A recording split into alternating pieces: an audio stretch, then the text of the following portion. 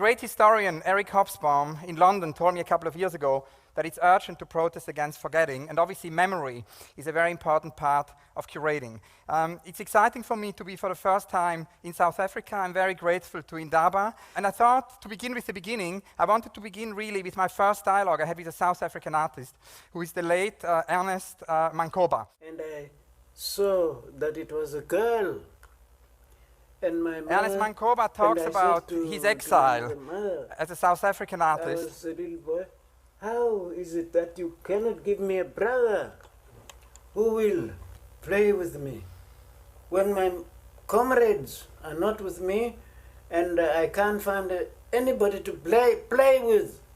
Thank you. So Ernest Mancoba was born in Johannesburg, South Africa, near Johannesburg in 1904. He's already in 1929 done a groundbreaking work, an African Madonna, also called Bantu Madonna, and he's really one of the landmark artists of Africa. So I was very curious to begin with the beginning. Who of you are familiar with Ernest Mancoba? Who of you has seen his exhibitions?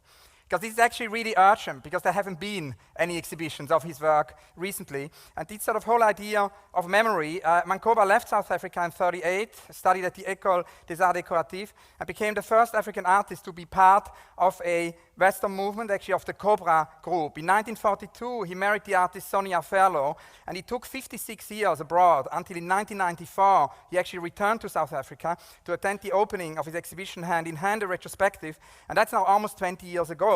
So there really is a very urgent, show of his work to be seen. This show was seen at the time actually in Cape Town and also in Johannesburg. He was very close to Gerard Sekoto. He came to Cape Town, so there's a connection actually of Ernest Mancoba to Cape Town, where he had very intense conversations with an artist, Lippi Lipschitz, which for him were absolutely formative. For him, it was not possible at that time as a citizen or an artist to live as he said, in the land of his fathers. He went abroad and became member of these groups. He was also a member of the Linnean group, became a very close friend of the great Alberto Giacometti, whom he saw every day. And then, as I mentioned, the Cobra group, Asger Jorn, Karl-Henning Petersen, from 1948 to 1950. As he told me in the interview we did, and we did an interview with him, the extract you see here, this is shown for the first time. We never showed this film before. The footage, it happened a few months before Mancoba died, actually. It was in 2002. He was almost 100 years old. And he said that in his knowledge, there had actually never been any black man taking part in the visual art avant-garde of the Western world. Mancoba wrote, "For the object of African art, it's not to please the eye or the senses, but to use art as a means, as a language, to express feelings and ideas in relation to the present, the future, and the past, to discover new concepts by which to regard the world for the salvation of man." So that really brings us back to the very big topic of memory, and I think it's extremely important to remember Ernest Mancoba, one of the great South Africans of the 20th century.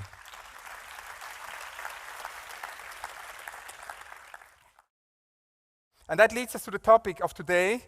I want to talk about curating and the expanded notion of curating. Curating is a continuously articulated struggle between the past, the present, and the future. At its core lies a vision of history under perennial negotiation.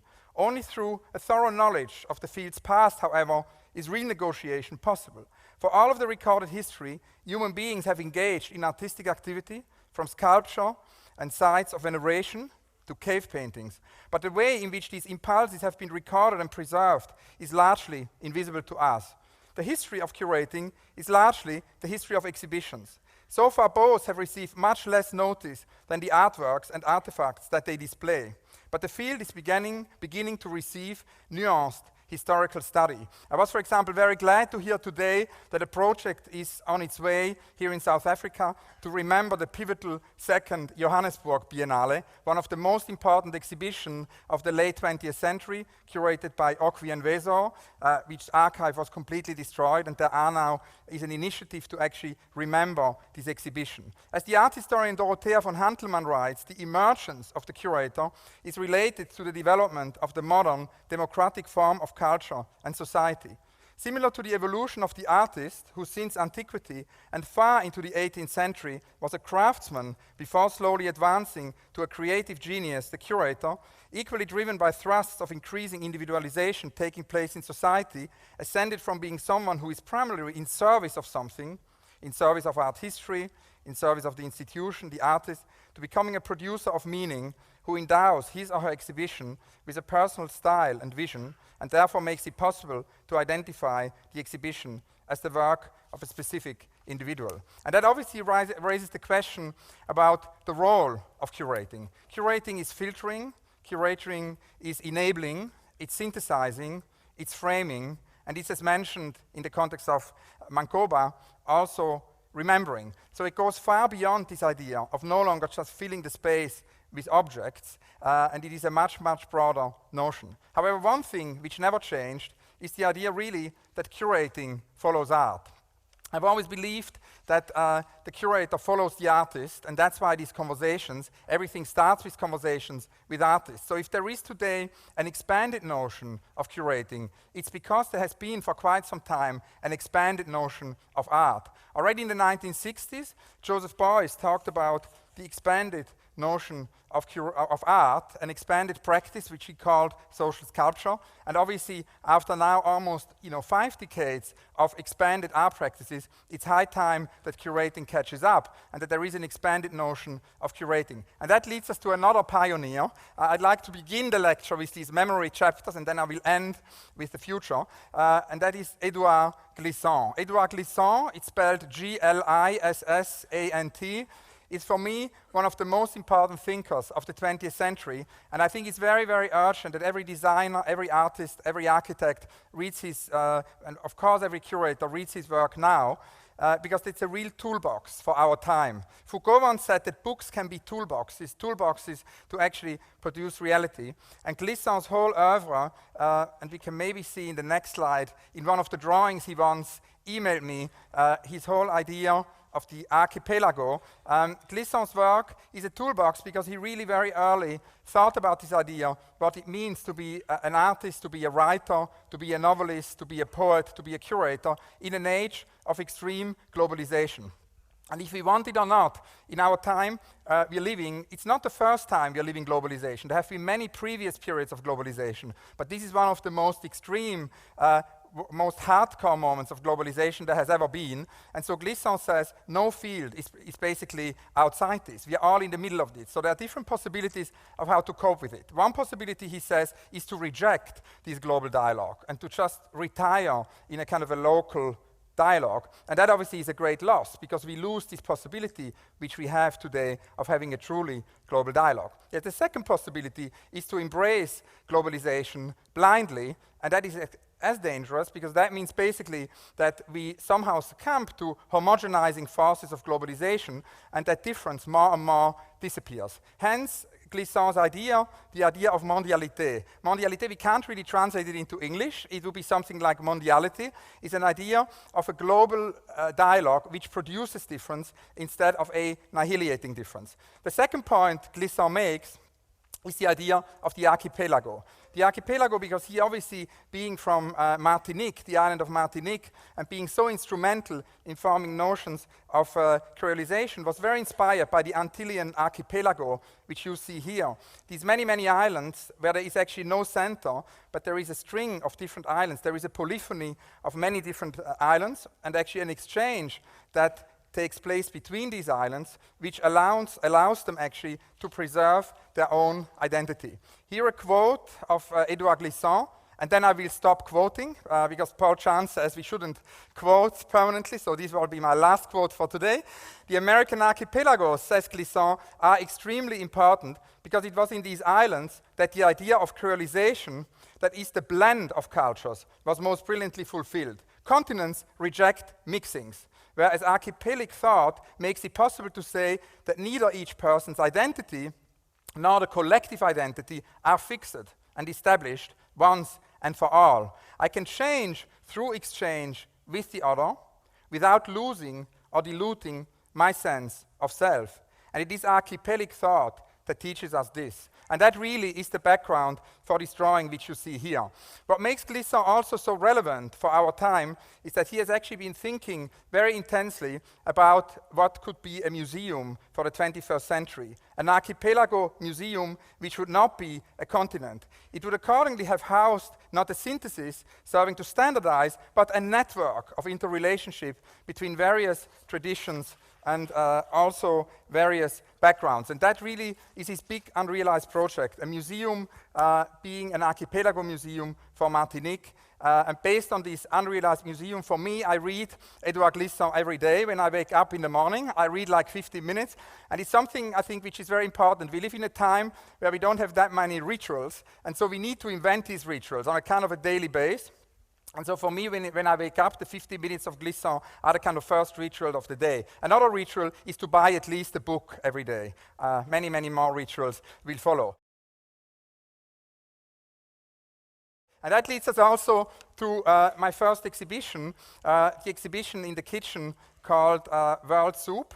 It was actually an exhibition which came out of the dialogue I had with artists, where we were thinking that art very often can happen where we expect it least. And that's kind of really important, again, if you remember, in South Africa, this unbelievably important second Johannesburg Biennale of Okwi and Weso, one of the things we remember most is that Olafur Eliasson actually flooded with water a whole neighborhood. There was a kind of a water piece he made, and that piece, which also was accompanied by a little artist book, is so strongly, I think, in the collective memory. Art happened where we expected least. Similarly, at a certain moment, Olafur in Europe colored a river, and that again became an artwork which pops up. But I mean, I'm very happy here actually to speak in the same section as Carlo and Assad, who are going to speak right after me, because I think that sort of whole idea of the link between curating and urbanism is also something very present in their own practice. For me, it started all in the kitchen, as I never cooked and always went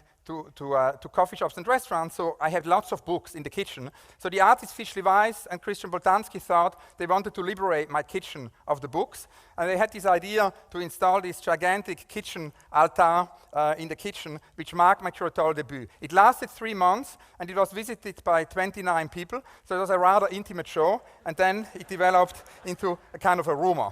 I learned a lot from the artists. One of the things I learned was also the idea that an exhibition always hides another exhibition. So it's a bit like the Russian Matryoshka, you know, there's a show within the show. So the artist Hans-Peter Fellmann said, the kitchen has a fridge, so we can have within the kitchen the fridge exhibition.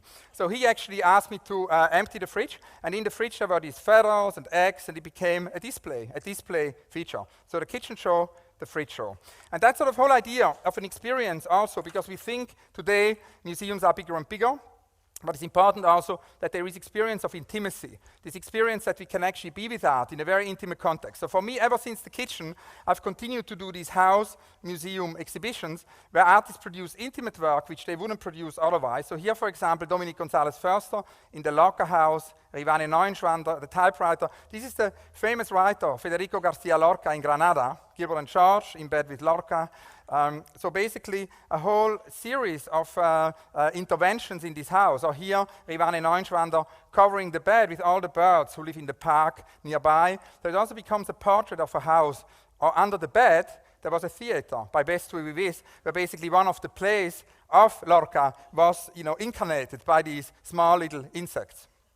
Or Cristina Iglesias with a room which leads us into the garden, into the park. Cy Twombly, the drawing Verde de Vero Verde, which is basically an homage to Lorca he made. Franz West's monument, a proposal for a monument to Lorca, who tragically died near this house. In the kitchen, there was a soundtrack by Enrique Morente, the famous flamenco composer. There were pieces by Pedro Reyes about the water. Sarah Morris picked up the floor of the house.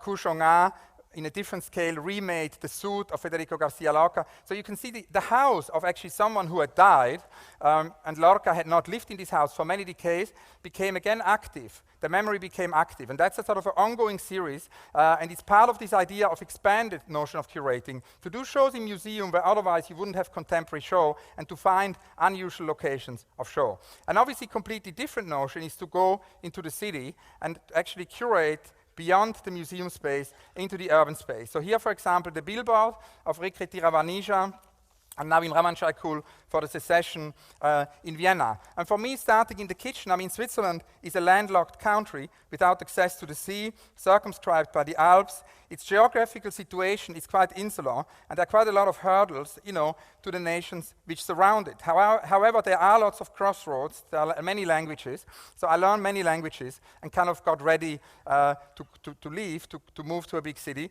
And one of the things I think which also was very kind of important in the city of exile, and I have to apologize to you for speaking so fast, is that I was never really able to speak slowly. I made many attempts, they all failed.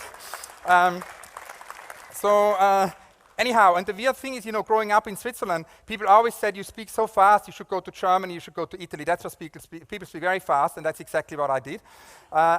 Here, one of these first exhibitions, which, happened internationally, a show Huhan Ru and I did called Cities on the Move. Because if you think about an expanded notion of curating, that has obviously not only to do with finding new spaces for art, but it has also to do an expanded notion of curating. When I started in the 80s, the art world was still very Western-centric. The art world happened in a very few cities in the Western world, and there was very little attention paid to all the other centers. And one of the things which became obvious to me ever since I was a student is that the 21st century will be a polyphony of many centers. So we developed this Huhan Ru, this show, Cities on the Move, where the exhibition became a city.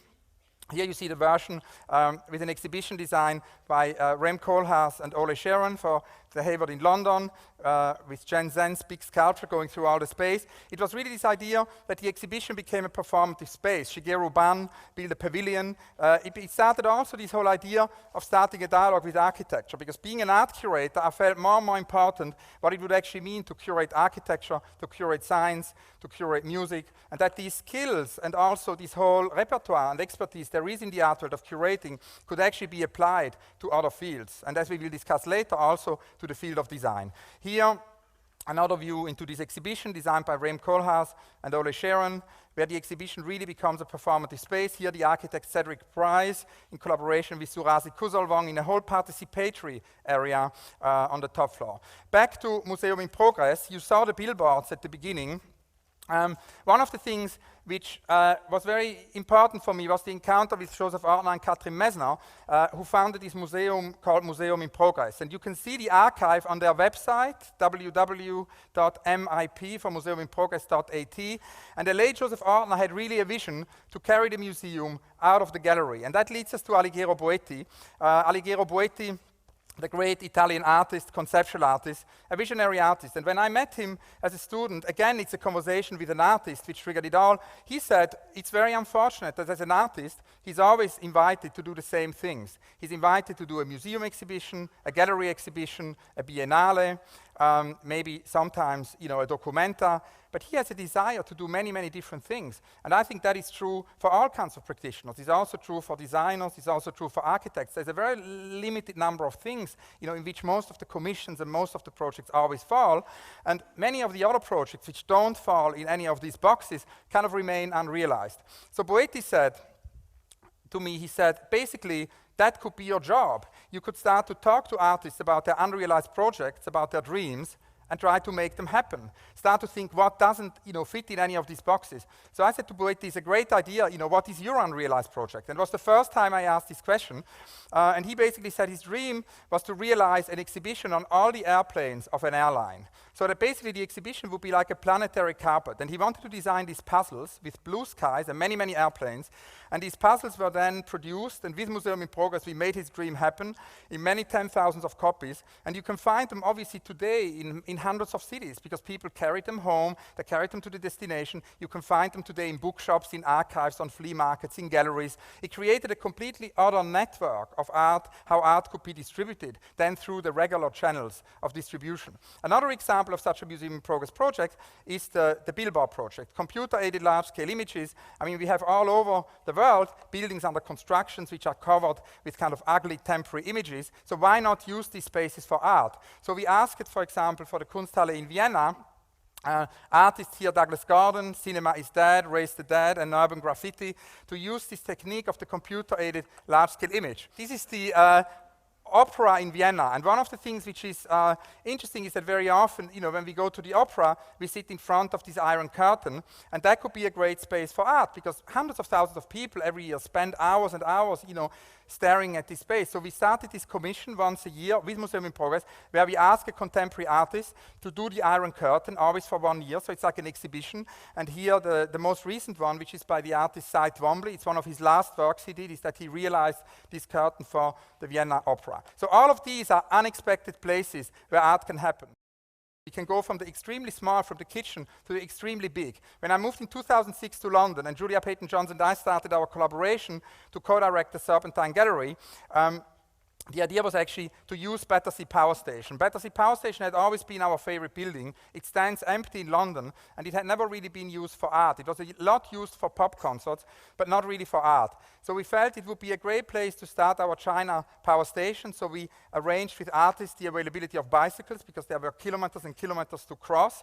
And the artists developed works in these enormous spaces. For example, here, 1 Million Apples by Gudek Singh, which then became the Battersea Cider, or also gigantic projections, because artists could actually have entire hallways to install their kind of cinema. A pavilion by Toyo Ito, which was a Serpentine pavilion. Another exhibition at the Serpentine, where architecture plays a role, is the Indian Highway.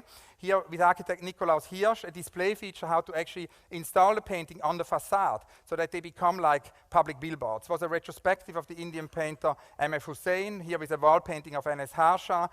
The photographs of Dayanita Singh is our ongoing project, display feature of Rax Media Collective, Amar Canvas video installation, our ongoing exhibition of the Indian Highway. One of the things which is also important, and it always comes back to Edouard Glissant, how can we use this global dialogue but produce difference? That's the question I ask myself every day. So one of the things obviously in my field which changed a lot is that exhibitions now travel, because you can tour them through many different institutions. If the exhibition stays the same, it's nothing else than homogenized globalization. However, if we change the exhibition each time, if the exhibition takes the local context into account, mutates, morphs, it becomes suddenly a very interesting sort of ongoing laboratory. And that's really what's happening with the Indian Highway. It's been touring now for 3 years, and it will open this summer with the Ulen Center in Beijing, so that this whole Indian art scene will actually appear in the context of Beijing. Another project here, the Edgware Road project. When we think about curating as urbanism, we felt it's important to actually with the Serpentine, connect to the Edgware Road, which is a city it's a street very, very near, a road very near the Serpentine, which connects a lot to the Middle East, has a long history with Cairo and Beirut. So we invited artists from these geographies to do residencies in London, and artists from London to do residencies in this city. Here, Suzanne Hefuna, a performance at Hyde Park Corner. The magazine Bidoun, their library was installed at the Serpentine. Rania Stefan produced a whole film about this Middle Eastern memory of the Edgware Road. Marwan Rehmawi and other artists in residence. That's our next exhibition, which opens next week. And we obviously always come back also to the White Cube. So if we leave the White Cube, it's also to come back to the White Cube. There is an oscillation there. Here our space with exhibitions by Maria Lasnik, Richard Hamilton. And one of the things which Richard Hamilton told us is, if we invent new display features, that's the most important thing with exhibitions. New ideas how exhibitions can be installed, new forms of exhibition design. And it's certainly one of the things which in the design world, in the art world, and in the architecture world are least remembered, because you hardly ever find books about it, but which has an amazing potential for the next year to be a true inspiration, which is this whole idea of exhibition design. So basically, Richard Hamilton here installing the pieces on different heights for adults, for children, for animals. But also the idea of the treatment room. We have at the same time, Matthew Barney developing the whole Serpentine into a sculpture, opening the door, the sculpture spills into the garden. Or Jeff Koons with his survey of Popeye. Gustav Metzger, an artist, again a protest against forgetting, a very, very important artist who has lived in London for more than 5 decades. Here his piece, Kill the Car, and here's his Memento Mori, about a dying tree. Richard Hamilton's treatment room, as I mentioned, as a display feature, or Philippe Pareno, who made his exhibition inside and outside the gallery, and his display actually started to be snow. That's the idea that it would snow, it wasn't winter, but it would snow anyhow, and inside the gallery were his films. At a certain point, besides our work with architecture and art, we felt it's important to also go into design and think about what could be invention of new display features in design. So our first experiment was with Konstantin Grcic, the great designer who is based in Munich, and we invited him to curate an exhibition at the Serpentine called Design Real. And this exhibition, you see it here, was actually an astonishing accumulation of Konstantin's choice of all kinds of objects. Here, for example, Mark Newson's chair for Qantas, economy class, really designed for all, not rarefied objects, but this idea what Castiglione once told me, that design can be great design can be for everyone. And so Konstantin developed a display, and behind every object there was a story, which was actually developed through a website. Another display feature, Clara Liden, whose paintings lead us in video rooms and into installation. We felt at some point that actually it would be very, very important to go into architecture. And my colleague, the director of the Serpentine, Julia Peyton-Johns, had this vision in 2000 with Zaha Hadid to actually develop a pavilion. And the great thing is actually, if you work with architecture, to really commission architecture, to build it. Because it's kind of not satisfactory when you exhibit architecture always as maquettes and as models and as photographs. Because if you really want to experience architecture, you need to build it. So Julia started with Zaha, and ever since we collaborate in 2006, we curate these pavilions together and also the programs. So here the pavilion of Rem Koolhaas with Cecil Balmont. Rem developed a kind of a speech bubble where we did lots of interviews together. And that was also the idea of the marathon. You have here, for example, Doris Lessing and Gilbert and George as part of our interview marathon. And that obviously has to do a lot with the idea of curating time. A year later, the Serpentine Gallery pavilion of Olafur Eliasson and Kjetil Thorsen, the idea was to do an experiment marathon. So you can see here all these are experiments, because after talking a lot, we thought we should now do things, and this is the idea that each of the speakers did an experiment in public. And what does it mean to do a marathon? A marathon is really, we observed that there is this weird thing about conferences that is, mostly with conferences there is air conditioning, mostly with conferences there is a stage where a speaker has a speech, and then there is an audience, there is the public. And we were interested in breaking all these boundaries down and come actually up with a format which is totally participatory, and where basically each time with the architect we develop a kind of a format which is maybe more to do also with an open-air concert in music. People can come for 24 hours, they can sleep in the park, they can visit the conferences. And also one of the things which I think is really for me one of the most urgent things of our time is this idea that we go beyond the boundaries of discipline, which this conference here does in such a wonderful way, because it really, from design, goes into all these other fields in art, architecture, etc. And I think this building of bridges is key, because the danger is very often when you invite a scientist, the science community rocks up. When you invite an architect, here by the way, John Baldessari did a wonderful experiment. He transformed a glass of water into a glass of wine, back into a glass of water. More experiments here from scientists, architectural experiments. So when you invite an architect, the architecture crowd comes. When you invite a designer, the design crowd comes. And with the marathons, the formulas for now were part of this marathon. The idea is really to mix everything, so that basically the art world, the architecture world, the design world, the science world, the music world, that we go beyond this fear of pooling knowledge. That's the kind of utopia which we try to make happen with these marathons. And they've happened now many times. They've happened in Frank Gehry's pavilion, where we invited artists here like the designer Vivienne Westwood to do a manifesto marathon, to actually do manifestos for the 21st century. We have the Sejima Pavilion and Nishizawa Pavilion, the Japanese practice of Sana.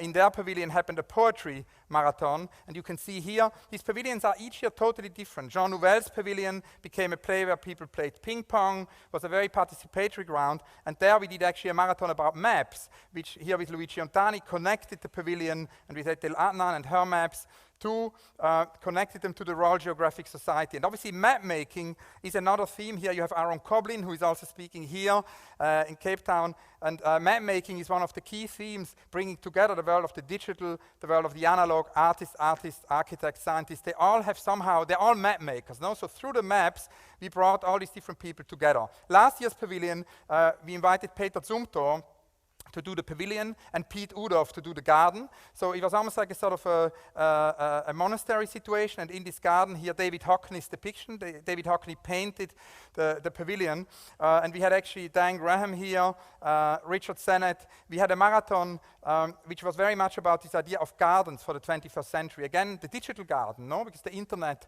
as a garden, and then obviously artists like Dan Graham. Richard Sennett, for example, connected the Occupy Wall Street to the idea of the hortus conclusus. So there were many things also to connect the garden to politics. So here Rodney Graham, who threw potatoes. So the idea of a garden happening, collaborating here with Alice Rawthorne, eminent design critic and writer who curated the whole design section in the marathon, or the scholar and writer Hélène Sixus, who presented her garden. And as you can see with the marathon, if the beginning of my practice, it had all to do with curating space, finding unusual spaces for art. Little by little, it had to do more with time. And then obviously is the question, many people have done this before. My great hero is Serge Diaghilev, the Russian impresario who founded the Ballet Russe.